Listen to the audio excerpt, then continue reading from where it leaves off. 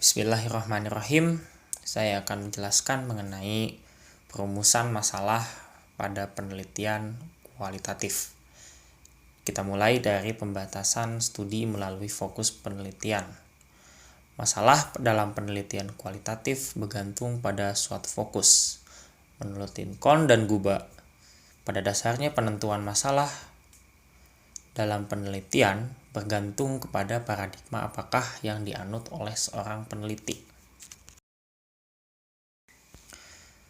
Masalah adalah suatu keadaan yang bersumber dari hubungan antara dua faktor atau lebih yang menghasilkan situasi yang menimbulkan tanda tanya dan dengan sendirinya memerlukan upaya untuk mencari suatu jawaban.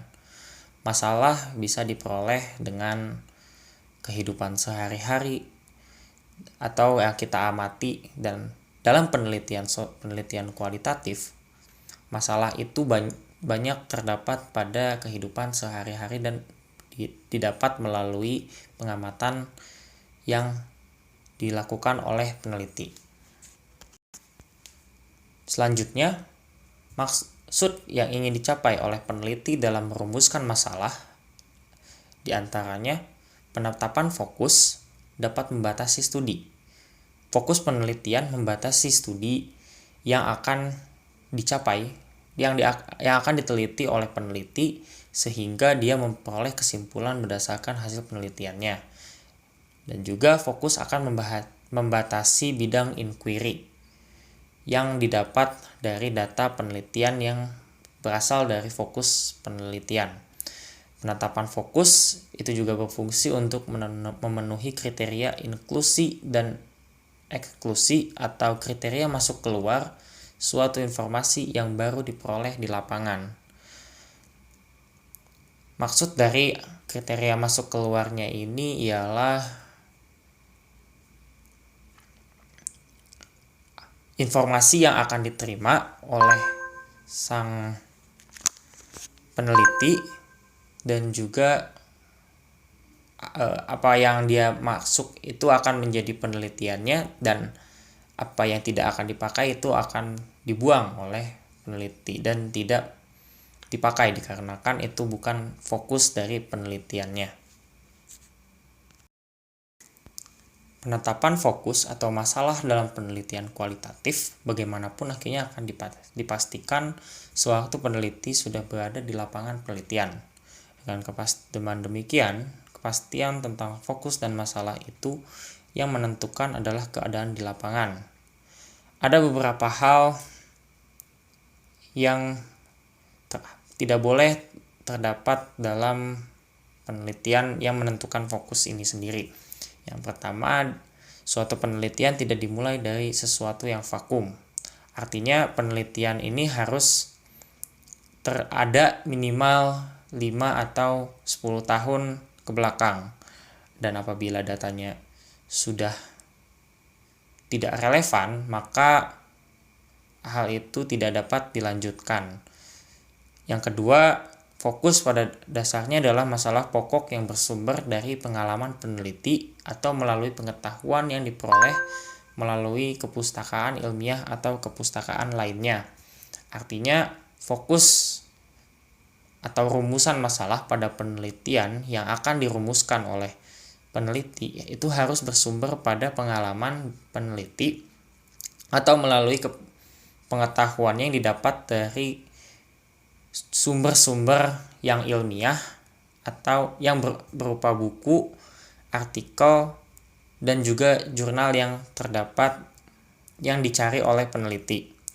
Dan yang ketiga, tujuan penelitian pada dasarnya adalah memecahkan masalah yang telah dirumuskan. Artinya, rumusan masalah dibuat untuk dipecahkan oleh peneliti masalah yang terdapat dalam rumusan masalah dalam penelitiannya. Kemudian ada model perumusan masalah pada penelitian kualitatif. Yang pertama kali harus dilakukan dalam merumuskan masalah adalah menentukan model objek. Model objek ini akan berpengaruh pada model perumusan masalah nantinya. Model objek yang akan dijadikan rumusan masalah ini bertujuan untuk memudahkan dalam mencari variabel penting yang berkaitan dengan penelitian yang dilakukan. Artinya, model-model perumusan masalah itu berangkat dari adanya model objek yang nantinya akan menentukan variabel-variabel yang akan dimuat dalam kriteria inklusi dan eksklusi dalam penelitian yang akan dilakukan. Terima kasih. Baik, bismillahirrahmanirrahim. Selanjutnya materi tentang analisis perumusan masalah pada penelitian kualitatif. Dalam menganalisis perumusan masalah tentu haruslah melalui kriteria-kriteria tertentu. Maka di sini ada 6 kriteria. Yang pertama ialah rumusan masalah tersebut telah menghubungkan dua atau lebih suatu hal. Terus yang kedua, rumusan masalah dipisahkan dari tujuan penelitian. Yang ketiga, uraian dalam bentuk deskriptif atau disertai pertanyaan penelitian. Yang keempat, uraian masalah dipaparkan secara khusus dan memenuhi kriteria inklusi sampai eksklusi. Yang kelima, hipotesis kerja dinyatakan secara eksplisit dan berkaitan dengan masalah penelitian. Yang keenam, pembatasan studi dinyatakan dengan istilah fokus. Sekian yang dapat saya sampaikan. Terima kasih. Bismillahirrahmanirrahim. Assalamualaikum warahmatullahi wabarakatuh. Di sini saya akan menjelaskan mengenai prinsip perumusan masalah.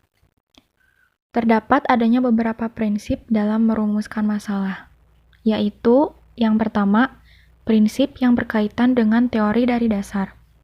Peneliti hendaknya senantiasa menyadari bahwa perumusan masalah dalam penelitiannya didasarkan atas upaya menemukan teori dari dasar sebagai acuan utama. Perumusan masalah adalah sekadar arahan pembimbing atau acuan pada usaha untuk menemukan masalah yang sebenarnya. Yang kedua, yaitu prinsip yang berkaitan dengan maksud perumusan masalah. Perumusan masalah di sini bermaksud menunjang upaya penemuan dan penyusunan teori substantif, yaitu teori yang bersumber dari data. Peneliti merumuskan masalah dengan maksud menguji suatu teori dengan menyadari segala macam kekurangan akibat tindakannya, dan penekanan pada suatu usaha penemuan dapat membawa peneliti untuk juga dapat menguji suatu teori yang sedang berlaku. Yang ketiga, yaitu prinsip hubungan faktor. Faktor-faktor di sini dapat berupa konsep, peristiwa, pengalaman, atau fenomena. Ada 3 aturan tertentu yang perlu dipertimbangkan oleh peneliti pada waktu merumuskan masalah tersebut. Adanya 2 atau lebih faktor. Faktor-faktor itu dihubungkan dalam suatu hubungan yang logis atau bermakna, dan hasil pekerjaan tadi menghubungkan suatu keadaan yang menimbulkan tanda tanya atau hal yang membingungkan. Jadi suatu keadaan bersifat tanda tanya yang memerlukan pemecahan atau upaya untuk menjawabnya. Yang keempat, yaitu fokus sebagai wahana untuk membatasi studi.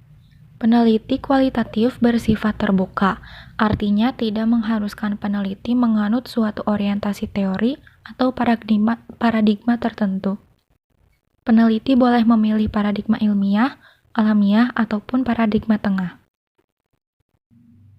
Yang kelima, yaitu prinsip yang berkaitan dengan inklusi-eksklusi. Perumusan fokus yang baik yang dilakukan sebelum peneliti ke lapangan dan yang mungkin disempurnakan pada awal ia terjun ke lapangan akan membatasi peneliti guna memilih mana data yang relevan dan mana yang tidak. Data yang relevan dimasukkan dan dianalisis, sedangkan yang tidak relevan dengan masalah dikeluarkan. Secara gabungan, terlebih dahulu disajikan dalam bentuk diskusi, kemudian ditegaskan lagi dalam bentuk proposisional. Yang keenam, yaitu prinsip sehubungan dengan posisi perumusan masalah. Yang dimaksud dengan posisi di sini adalah kedudukan untuk perumusan masalah di antara unsur-unsur peneliti lainnya. Unsur-unsur peneliti lainnya yang erat kaitannya dengan rumusan masalah ialah latar belakang masalah, tujuan, dan acuan teori dan metode penelitian. Yang ketujuh yaitu prinsip yang berkaitan dengan hasil penelaahan kepustakaan. Pada dasarnya, perumusan masalah itu tidak bisa dipisahkan dari hasil penelaahan kepustakaan yang berkaitan. Karena diperlukan untuk lebih mempertajam perumusan masalah itu, serta mengarahkan dan membimbing peneliti untuk membentuk kategori substantif. Yang kedelapan atau yang terakhir adalah prinsip yang berkaitan dengan penggunaan bahasa. Perumusan masalah dilakukan pada waktu mengajukan usulan penelitian dan diulangi kembali pada waktu menulis laporan. Pada waktu menulis laporan atau artikel tentang hasil penelitian, ketika merumuskan masalah, hendaknya peneliti mempertimbangkan ragam pembacanya, sehingga rumusan masalah yang diajukan dapat disesuaikan dengan tingkat kemampuan menyimak para pembacanya. Baik, selanjutnya materi yang terakhir ialah langkah-langkah dalam merumuskan masalah pada penelitian kualitatif. Tentu langkah-langkahnya di sini ada 4 ya. Yang pertama ialah tentukan fokus penelitian terlebih dahulu. Terus yang kedua, cari berbagai kemungkinan faktor yang ada kaitannya dengan fokus penelitian tersebut yang disebut dengan subfokus atau bagian fokus. Terus yang ketiga, lakukan pengkajian terhadap faktor yang dicari dan tetapkan pilihan kajian dari faktor yang dipilih. Terus yang keempat, kaitkan secara logis faktor-faktor dari subfokus yang dipilih dengan fokus penelitian tadi. Terima kasih.